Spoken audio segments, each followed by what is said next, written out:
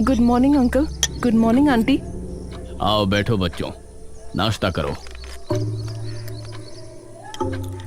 मेघना के बाल इस समय खुले हुए थे।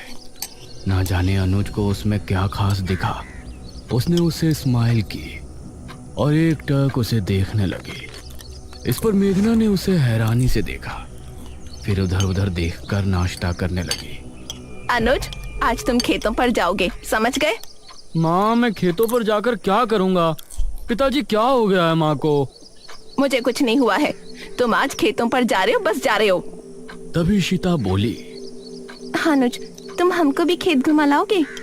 ये सुनकर ठकुराइन इशिता और मेघना की तरफ गुस्से से देखने लगी। तभी अनुज भी खुश होते हुए बोला, हाँ ठीक है, मेघना को भी हमारे खेत काफी पसंद आएंगे। हाँ बेटा, क्यों नहीं, लेकिन एक बात ध्यान रखना, तीनों साथ रहना और शाम होने से पहले घर लौट आना। तब तक तांत्रिक महाराज भी आ ही जाएंगे। नाश्ते के बाद इशिता और मेघना अनुज के साथ घर से निकली।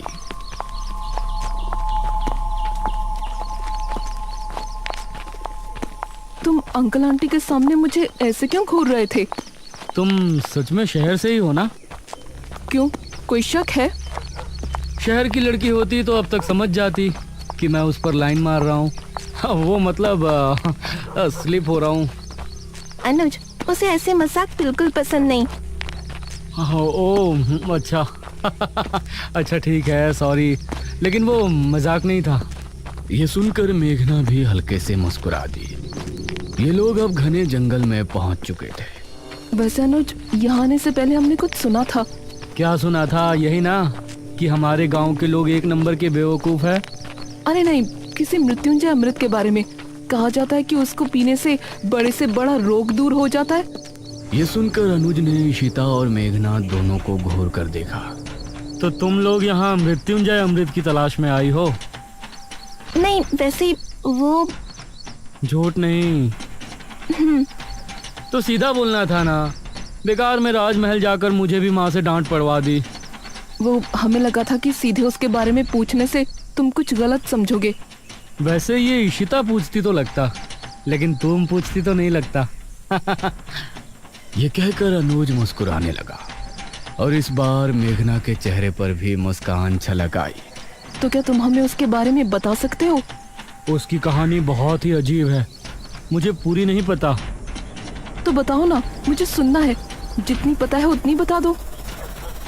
ये बात मुझे दादाजी ने बताई थी। सन 1600 में एक बहुत बड़ी महामारी फैली थी। जवान बूढ़े सभी की तबीयत बिगड़ती और फिर कुछ ही दिनों में उनकी मौत हो जाती। उस समय जो राजा था उसे इसकी बहुत चिंता सता रही थी और राजा की चिंता देखकर उनकी बेटी राजकुमारी बहुत चिंता में थी। जब ठीक 4 साल उस महामारी को गुजर गए तो राजकुमारी रहस्यमय तरीके से गायब हो गई। गायब? वो कैसे? वो कहीं चली गई थी। राजा ने उन्हें बहुत ढूंढा, लेकिन वो कहीं नहीं मिली।